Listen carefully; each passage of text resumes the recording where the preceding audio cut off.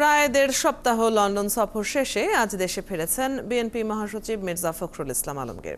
এর আগে গত ১ ডিসেম্বর বিএনপির ভারপ্রাপ্ত চেয়ারম্যান তারেক রহমানের সাথে সাক্ষাৎ ও স্ত্রীর চিকিৎসার জন্য লন্ডন সফরে যান মির্জা ফখরুল। এই সফরে দলের ভারপ্রাপ্ত চেয়ারম্যান তারেক রহমানের সাথে মির্জা ফখরুল কয়েক দফা একান্ত বৈঠক করেন।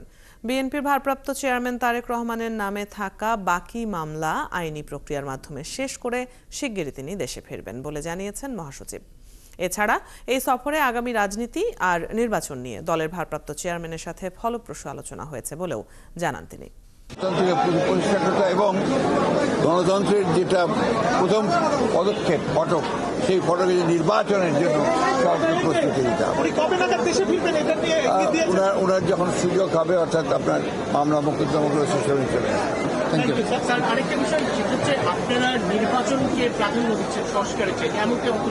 এই ধরনের ধারণাটা সম্পূর্ণ ভুল।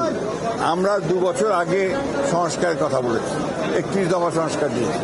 তারও আগে 2016 সালে আমরা আপনার ভিশন ফর আপনার বিএনপি 2030 দিয়েছিলাম।